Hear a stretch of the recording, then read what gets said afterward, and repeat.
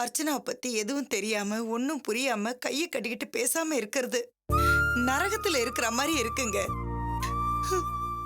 அர்ச்சனா சாதாரணமா யார்கிட்டயும் அப்படி பேசுறவ இல்ல. உதவின்னு யார்கிட்டயும் போய் நிக்கிறவளும் இல்ல. ரொம்ப கூச்ச சுபாவம் உள்ளவங்க. கொஞ்ச நாளா அவ வசதியா வேற வாழ்ந்துட்டா. இப்ப எங்க போய் எப்படி எல்லாம் கஷ்டப்படுறாளோ.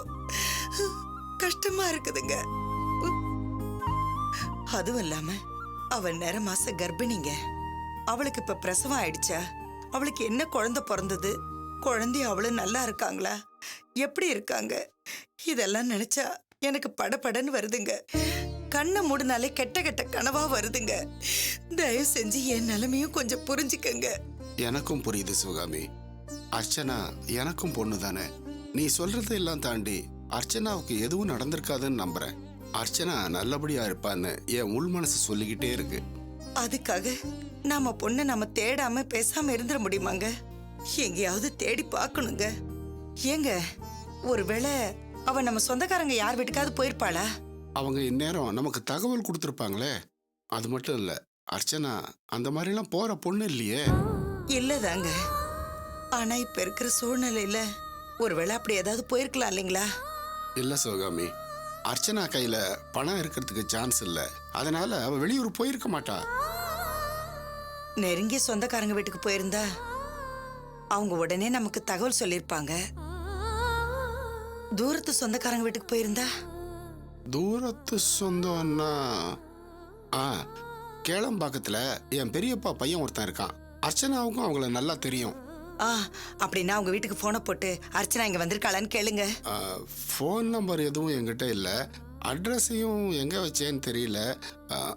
எதுக்கும் அவங்க அட்ரஸை தேடி பார்க்குறேன். காலையில் நம்ம உடனே போய் பார்ப்போம். முதல்ல அந்த அட்ரஸை தேடி எடுங்க. கடவுளே, என் பொண்ணு அர்ச்சனா எங்க இருந்தாலும் அவ நல்லபடியா இருக்கணும். அவளுக்கு எந்த கஷ்டமும் வந்துடக்கூடாது.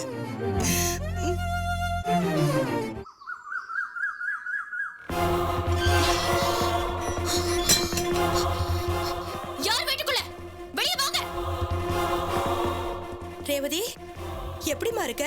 நல்லா இருக்கியா? என்னமா இப்படி அழைச்சிட்ட? இப்பவாவது இந்த அம்மாவை பார்க்க மனசு மாதிரி வீட்டுக்கு வந்தியே, ரொம்ப சந்தோஷமா. ஏமா வெளியே நிக்கிற? உள்ள வா. நான் ஒண்ணும் மனசு மாதிரி உங்க கூட உறவு வச்சுக்கிறதுக்காக வரல. எங்க உங்க புருஷன்? கூப்பிடுங்க அவரை. என்னம்மா, ஏன் இவ்வளவு கோவமா இருக்க? உங்க அப்பா உள்ளதா இருக்காரு. என்னாச்சு? கூப்பிடுங்க அந்த ஆளை. கேட்கறதுக்கு ஆள் இல்லைன்னு நினைச்சுக்கிட்டு அந்த ஆளு இப்படி எல்லாம் அநியாயம் பண்ணிக்கிட்டு இருக்காரா? ஏய், யார் நீ? எதுக்கா என் வீட்டு வாசல்ல சத்தம் போட்டுட்டு இருக்க? போ, வெளியே போ. ஏங்க இப்படி பேசுறீங்க? நமக்கு இருக்கிறது ஒரே பொண்ணுங்க. என் பொண்ணு எப்பவோ செத்து போயிட்டா. நான் தலையை முழுகிட்டேன். முதல்ல அவளை வெளியே போ சொல்லு. நான் வெளியே போக தான் போறேன் ராஜசேகர். நீ உள்ள போறதுக்கு தயாராயிரு. ரேவதி, என்னம்மா சொல்ற? அவர் என்ன தப்பு பண்ணாரு உள்ள போறதுக்கு? என்ன தப்பு பண்ணாரா? பாவம் பண்ணிருக்காரு. இவரோட கோவத்தை ஆத்திரத்தை தீர்த்துக்கிறதுக்காக என் புருஷனை கொல்ல பார்த்திருக்காரு. ஐயோ, என்னம்மா சொல்ற? உன் புருஷனுக்கு என்ன ஆச்சு? பைக்ல வந்துட்டு இருந்த வாசு மேல லாரி ஏத்தி கொல்ல பார்த்திருக்காரு. வாசு ஆபத்தான நிலைமையில ஹாஸ்பிடல்ல இருக்காரு. என்னங்க? ஏய், நான் ஒண்ணும் புருஷனை கொல்ல சதி பண்ணல. ரோட்ல நடந்த ஆக்சிடென்ட்க்குலாம் என்ன பொறுப்பாக்காத. இந்த மாதிரி நொண்டி சாக்கல சொல்லி என்கிட்ட இருந்து தப்பிக்க முடியாது. ஏற்கனவே வாசுவையும் என்னையும் பிரிக்க எவ்வளவு சூழ்ச்சி பண்ணவர் தானே நீங்க? உலகத்துல எந்த தாய் தகப்பனாவது கல்யாணமான பொண்ணு அவ புருஷன் கிட்ட இருந்து பிரிச்சு அவளுக்கு ரெண்டாவது கல்யாணம் பண்ணி வைக்க துணிவாங்களா? அப்படி ஒரு கேடு கெட்ட காரியத்தை செய்ய துணிஞ்சவங்க தானே நீங்களும் உங்க பொண்டாட்டியும். அதை என் புருஷன் புத்திசாலித்தனமா முறியடிச்சதுனால உங்க ஆத்திரத்தை தீர்த்துக்கிறதுக்கு அவரை கொலை பண்ண துணிஞ்சிருக்கீங்க.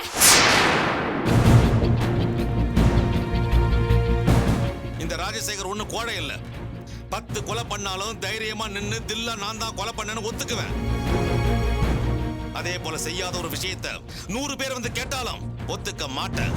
உன் புருஷனுடைய ஆக்சிடென்ட்டுக்கும் எனக்கும் எந்த விதமான சம்பந்தமும் கிடையாது. சும்மா வீட்டு வாசல்ல வந்து கூச்சல் போற வேலையில வச்சுக்காத. முதல்ல போ வெளியே. உங்களை பத்தி எனக்கு நல்லாவே தெரியும். இப்படி ஒரு காரியத்தை செய்ய உங்களை விட்ட வேற ஆளே கிடையாது. ஓடி போய் கல்யாணம் பண்ணிக்கிட்ட எத்தனையோ காதல் ஜோடிகளை நீங்க பிரிச்சு வச்சதை என் கண்ணால பாத்திருக்கேன். எங்களை பிரிக்க முடியலன்னு வாசுவை நீங்க கொல்ல முடிவெடுத்திருக்கீங்க. நான் சும்மா விட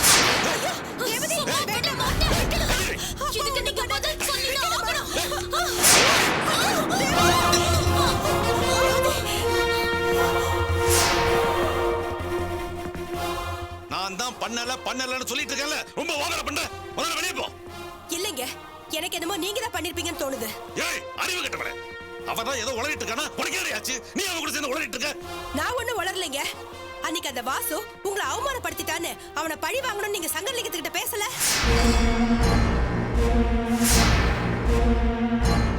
நான் கூட வேண்டான்னு சொன்னப்போ என்ன மிரட்டி உள்ள அனுப்பல. கேட்டீங்கல்ல? இதுக்கு மேல என்ன வேணும்? நீங்க தான் இத பண்ணீங்கன்றதுக்கு உங்க பொண்டாட்டியே சாட்சி. அன்னைக்கு என்ன அவமானப்படுத்துறாங்கிறதுக்காக நான் அப்படி பேசுறது உண்மைதான். ஆனா நான் எதுவுமே செய்யல.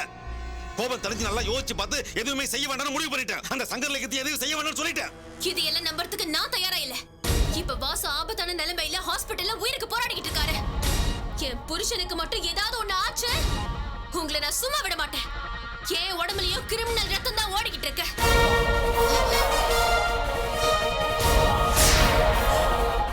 ஏங்க இப்படி பண்ணீங்க? என்னதான் இருந்தாலும் அவ நம்ம பொண்ணு இல்லையா? அவ பூவையும் பொட்டையும் இழந்து நிக்கிறத நாம பார்க்கணுமா? ஏய், சத்தியமா சொல்றேன்டி, நான் பண்ணலடி. நீங்க பண்ணலனா வேற யாருங்க பண்ணிருப்பாங்க? வாசுவுக்கு ரேவதிக்கு வேற யாருங்க எதிரிங்க இருக்காங்க? அதாண்டி எனக்கு தெரியல.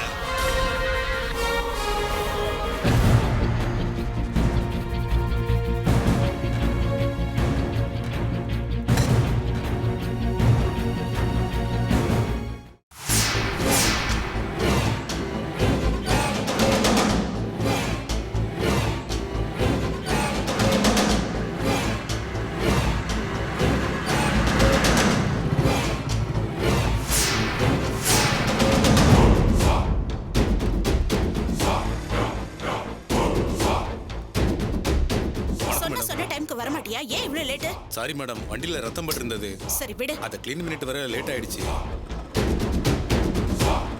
இந்தா உனக்கு பேசின பணம். மேடம், வாசு தான் என்ன உங்களுக்கு அறிமுகப்படுத்தி வச்சாரு. என்ன வச்சு அவரை தூக்க வச்சிட்டீங்களா மேடம்? அது வந்து மேடம். என்ன தலைய சொறிற? புரியுது. இந்தா. Thanks madam. ஆள் பொழைக்க மாட்டால? நிச்சயமா வாய்ப்பே இல்லை மேடம். ஆள் ரத்த வெள்ளத்தில் கிடக்கிறத பார்த்ததுக்கு அப்புறமா தான் வண்டி எடுத்துட்டு வந்தேன். சரி, இந்த விஷயம் நம்ம 2 பேருக்குள்ள மட்டும்தான் இருக்கணும். எக்காரணத்தை கொண்டு வெளியில தெரியக்கூடாது. புரிஞ்சுதா? புரிஞ்சுது மேடம். என் கழுத்தறுத்தாலும் உங்க பேர் வெளியே வராது மேடம். வெளியில வந்தது வாசுவோட கதி தான் உனக்கும். புரிஞ்சுதா? போ. புரிஞ்சுது மேடம். வரேன் மேடம்.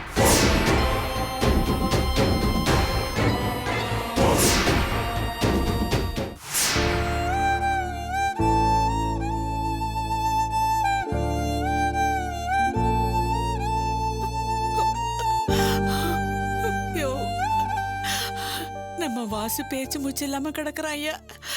டாக்டர் எதுவும் சொல்ல மாட்டேங்கிறாரு. எனக்கு ரொம்ப பயமா இருக்குயா. நீ எதுக்கும் பயப்படாத பாக்கியம். டாக்டர் சொன்ன கேட்டு முடிஞ்சு போச்சு. அவன் ஆபத்து கட்டத்தை தாண்டிட்டான்னு நினைக்கிறேன். நீ பயப்படாத, ஒன்னும் ஆகாது. இந்த ரேவதி எங்கேயோ கிளம்பி போனா, எங்க போனா என்னன்னே தெரியல. அது வேற ஒண்ணும் இல்ல, வாசுக்காக வேண்டிக்கிறதுக்காக கோயிலுக்கு போயிருப்பா. நீ அழாத, உட்கார். வாசுவுக்கு ஒண்ணும் ஆகாது இல்லையா? ஒன்னும் ஆகாது.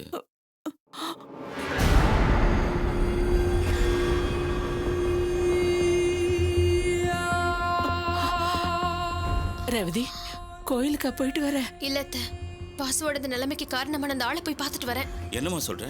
வாசுவை இந்த நிலைமைக்கு ஆளாக்கணும்னு உனக்கு தெரியுமா? யாருமா அது? ஐயோ, என் பிள்ளை இந்த நிலைமைக்கு ஆளாக்குன பாவி யாரு? அம்பத்தூர் ராஜசேகர். என்னம்மா சொல்ற? நம்ம வாசு மேல லாரியை ஏத்தி கொலை பண்ண முயற்சி பண்ணது உங்க அப்பனா? நல்லா தெரியுமா உனக்கு? அவரை விட்டா இது வேற யார் மாமா செய்வாங்க? என் கல்யாண விஷயத்துல அவர் ஆசைப்பட்டது நடக்கல. வாசு அவரோட ஆசையில மண்ணள்ளி போட்டுட்டாரு. அந்த கோவம் அவருக்கு. வாசுவை வேற ஆரம்பத்துல இருந்தே அவருக்கு பிடிக்காது. அதனாலதான் இப்படி ஒரு முடிவு எடுத்திருக்காரு. வாசுக்கு மட்டும் ஏதாவது ஒண்ணு ஆச்சு, அவரை சும்மா விட மாட்டேன்னு எச்சரிக்கை பண்ணிட்டு வந்திருக்கேன். கொலைகார பாவி மக தாலி எடுத்தாலும் பரவாயில்லன்னு மருமகனை கொலை பண்ண பார்த்திருக்கான். பிடிக்காதவங்க ஆள் வச்சு அடிக்கிறதும் கொலை பண்றதும் அவனுக்கு வாடிக்கையான பழப்பாச்சு. ஈவ இறக்கலாத அரக்கா. மாமா, வாசுக்கு இப்ப எப்படி இருக்கு? டாக்டர் என்ன சொன்னாங்க? ஒன்னும் சொல்லமா, ட்ரீட்மெண்ட் கொடுத்துட்டு இருக்காங்க.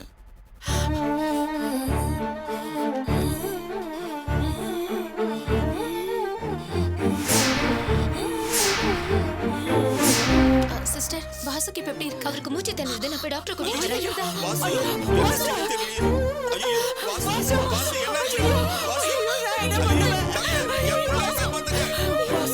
முதல்ல நீங்க எல்லாம் வெளியில போங்க. வெளியில இருங்க.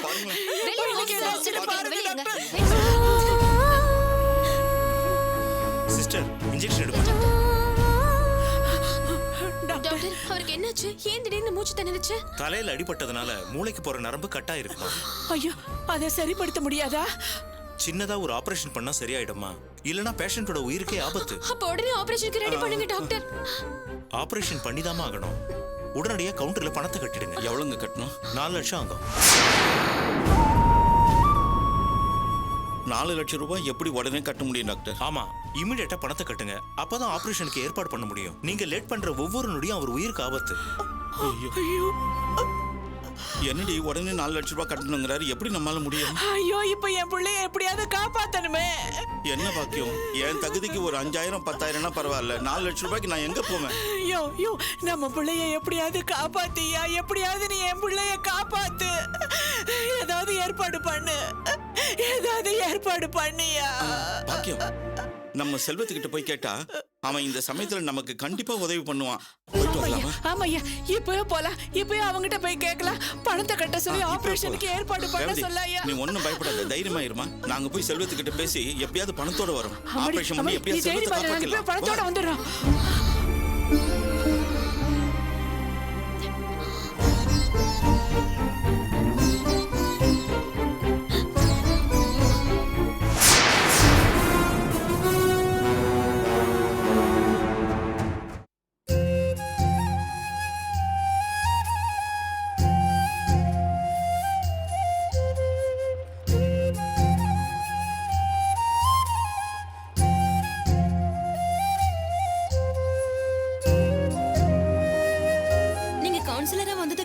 சாலை பராமரிப்புலாம் சரியில்லைன்னு சொல்றாங்க. நீங்க என்ன சொல்றீங்க சார்? அப்படி இல்லம்மா, உள்ளத உள்ளபடி சொல்லுங்க. எதுக்கு இல்லாத போலாதையும் சொல்றீங்க? அரசியல்வாதியை பத்தி தப்பா பேசாதீங்க. அரசியல்வாதிகளை தப்பா பேசணுங்கிறது எங்க நோக்கம் கிடையாது சார்.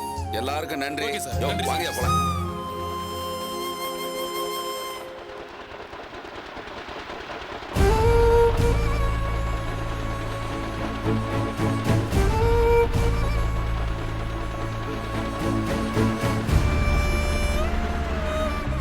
என்னங்க இப்படி ஆயிடுச்சு?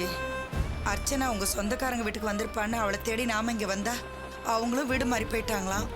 இதை பாரு, அதான் மாறின அட்ரஸ் கொடுத்துருக்காங்கல்ல, எப்படியும் அர்ச்சனாவை தேடி கண்டுபிடிச்சிடலாம் சிவகாமி. என்னவோங்க, அர்ச்சனா எங்கேயாவது இருப்பான்னு ரொம்ப நம்பிக்கையா வந்தேன். இப்படி ஆயிப்போச்சேங்க. அலைஞ்சு அலைஞ்சு ரொம்ப அசதியா இருக்கு, கஷ்டமா இருக்குங்க. இங்க பாரு, எவ்வளோ அலைஞ்சாலும் சரி, எப்படியாவது அர்ச்சனாவை தேடி கண்டுபிடிச்சி தான் ஆகணும். ஐயோ, எனக்கு மயக்கம் வர மாதிரி இருக்குங்க. சரி, மூச்சு நீ வாங்க. வா, அந்த நேரில் கொஞ்ச நேரம் உட்காரு. இப்படி உட்காரு. முடியலைங்க. மெதுவா மெதுவா மெதுவா.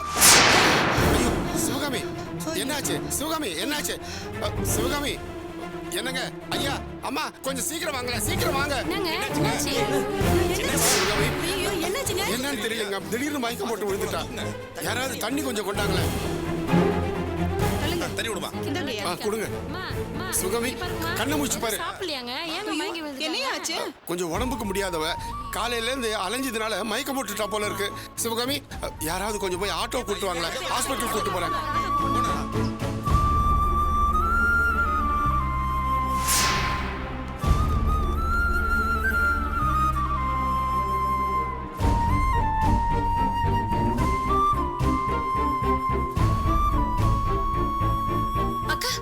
யாருக்கு அது? என்ன ஒரே கூட்டமா இருக்கு? யாரோ ஒரு வயசானம்மா ரோட்ல மயக்கம் போட்டு விழுந்துட்டாங்க. யாருக்கு அவங்க? யாருன்னே தெரியல. புருஷ மண்டாட்டி 2 பேர் நடந்து வந்திருக்காங்க. உடம்புக்கு முடியாதவங்களா மயக்கம் போட்டு விழுந்துட்டாங்க. ஏமா, குழந்தை அழுகுது, பால் குடுத்தியா? இப்பதான் குடுத்து. குழந்தை எடுத்து பாலை கொடு, நான் போய் வேலையை பாக்குறேன். சரி சரி சரி. என்னடா தங்கம், தூக்கம் வருதா?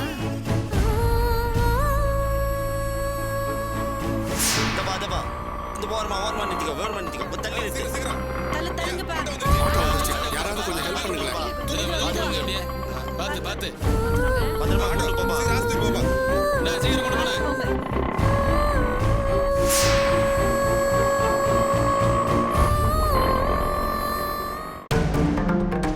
அம்மாடி, என் புள்ள செல்வத்தை பார்க்கணுமா? சார், அப்பாயின்மெண்ட் இல்லாம பார்க்க முடியாதுங்க. ஐயோ, என் பிள்ளை வாசு அடிபட்டு ஆபத்தான நிலைமையில ஆஸ்பத்திரியில கிடக்குறாங்க. நான் இப்ப உடனே செல்வத்தை பார்த்தாகணும். சரி, நீங்க போய் நந்தினி மேடத்தை பாருங்க. சரிம்மா, வா பாக்கியம்.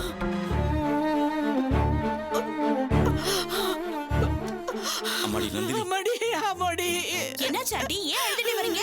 என் தலையில இடி விழுந்து போச்சு. வாசுவுக்கு ஆக்சிடென்ட் ஆகி ஆபத்தான நிலைமையில ஆஸ்பத்திரியில கிடக்குறா. அதுக்கு லட்சக்கணக்கில் பணம் கட்டணும்னு சொல்றாங்க. அப்பதான் ஆபரேஷன் பண்ணுவாங்களாம். அதுக்கு தான் செல்வத்தை பார்த்து பண உதவி கேட்டு போலான்னு வந்தோம். செல்வத்துக்கிட்டயா? ஐயோ, இப்ப அவர் இருக்கிற மனநிலையில பணம் கொடுத்து உதவி பண்ணுவாரான்னு தெரியலையே. நீ என்னம்மா இப்படி சொல்ற? என்ன இருந்தாலும் வாசு செல்வத்தோட தம்பிமா, கண்டிப்பா உதவி பண்ணுவாமா. சரி வாங்க கேக்கலாம். செல்வம், நந்தினி, இவங்க அதுக்காக ஆபீஸ்க்குள்ள வந்தாங்க. அது உன் தம்பி அடிபட்டு ஆபத்தான நிலைமையில ஆஸ்பத்திரியில இருக்காம்பா. தம்பியா? யாரு தம்பி?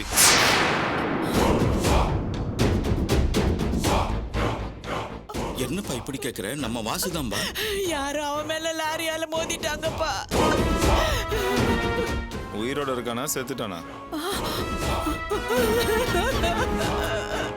நீ என்னப்பா இப்படி எல்லாம் பேசுற? அப்படின்னா அவன் சாவணும் தான் நீ எதிர்பார்த்துட்டு இருக்கியா? என்ன என் கூட இருந்துட்டு என் கம்பெனிக்கு துரோகம் செஞ்சா இப்படிதான் லாரியில தான் அடிபடுவான். நீ சொல்றது ஒண்ணும் புரியல. அப்படி என்ன உனக்கு அவன் துரோகம் பண்ணா? அந்த அயோக்கிய ராஸ்கல் எனக்கு தெரியாம டூப்ளிகேட் ஸ்பேர் பார்ட் கம்பெனில உள்ள விட்டுருக்கான். அந்த ஸ்பேர் பார்ட்ஸ் யூஸ் பண்ண கஸ்டமருக்கு ஆக்சிடென்ட் ஆச்சுன்னா யார் பதில் சொல்றது? போலீஸ் கம்பெனி மூடிட்டாங்கன்னா அதுக்கப்புறம் நான் தானே நடு ரோட்ல நிக்கணும். வாசுவோட உயிர் ஆபத்துல இருக்கு. பணம் கட்டினா தான் பொழைக்க வைக்க முடியும்னு டாக்டர் சொல்லி உங்ககிட்ட உதவி கேட்டு வந்திருக்காங்க. இப்ப போய் இதெல்லாம் நீ பேசாம இருக்கியா? இவனெல்லாம் நான் மன்னிச்சு விட்டேன்னா அதுக்கப்புறம் என்னோட பெரிய முட்டாள் வேற யாருமே இருக்க முடியாது. செல்வம், அவன் என்ன தப்பு பண்ணான்னு எனக்கு சரியா புரிஞ்சுக்க தெரியல. ஆனா இப்ப அவன் உசுருக்கு போராடிக்கிட்டு இருக்கான். ரேவதி கழுத்துல தொங்குற தாலிக்கு ஆபத்து. தயவு செஞ்சு பழசெல்லாம் மனசுல வச்சு பழி வாங்கிடாத. பணம் கொடுத்து உதவி பண்ணு. செல்வம், தயவு செஞ்சு வாசுவை மன்னிச்சு அவன் உயிரை காப்பாத்துப்பா. என்னால அவனை மன்னிக்க முடியாது. அவன் எனக்கு செஞ்ச துரோகத்துக்கு கடவுளா பார்த்து இப்படி ஒரு தண்டனை கொடுத்துருக்காரு.